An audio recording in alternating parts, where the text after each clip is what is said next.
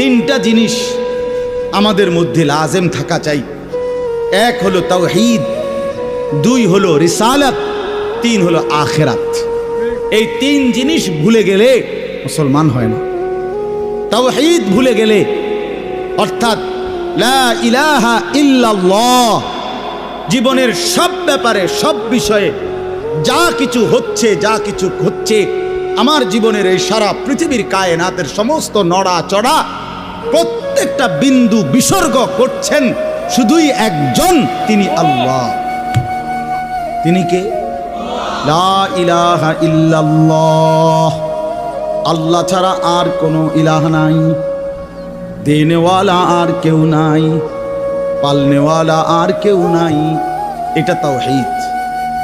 আর শাজিমের উপর থেকে সাতবক জমিনের নিচ পর্যন্ত যেটা যেমনে যেভাবে আছে সেটা একজনই পরিচালনা করছেন, তিনি আল্লাহ। এ কথা যত দিলের মধ্যে বসাইতে হবে। দুই নাম্বার রিসালাত। রিসালাত মানে হলো মুহাম্মাদুর রাসূলুল্লাহ সাল্লাল্লাহু আলাইহি সাল্লাম, এই কথা গ্রহণ করা। এই কথা আবার গ্রহণ করার কি?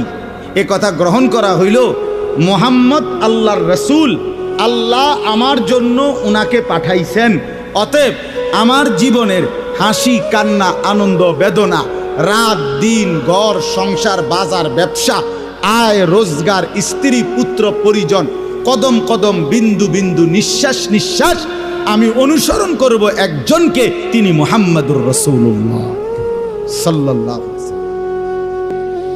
এটারে বলে রিসালাত। এটাকেই বলে নবী সাল্লাল্লাহু আলাইহি সাল্লামকে চেনা, এটাকেই বলে নবী সাল্লাল্লাহু আলাইহি সাল্লামকে ভালোবাসা, এটাকেই বলে নবী সাল্লাল্লাহু আলাইহি সাল্লামকে অনুসরণ করা।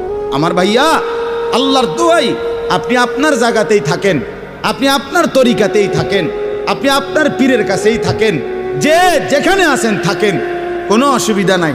শুধু নিজেরে ধোকা দিয়েন না, ধোকা খাইয়েনও না, কাউরে ধোকা দিয়েনও না।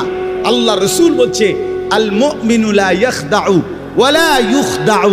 খেয়াল করে শুনেন এই কথাটা। মুমিন, নবীজি বলছে, কোন ইমানদার কাউকে ধোকা দেয় না। খোদার কসম নবী বলছে ইমানদার ধোকা খায়ও না। লা ইয়াখদাউ অর্থ সে ধোকা দেয় না, ওয়ালা ইউখদাউ অর্থ নিজেও ধোকা খায় না। অতএব রাসূলুল্লাহ সাল্লাল্লাহু আলাইহি সাল্লামের সাথে সম্পর্ক, ভালোবাসা, মহব্বতের সবটা 100 অনুসরণের মাধ্যমে, অনুসরণের মাধ্যমে।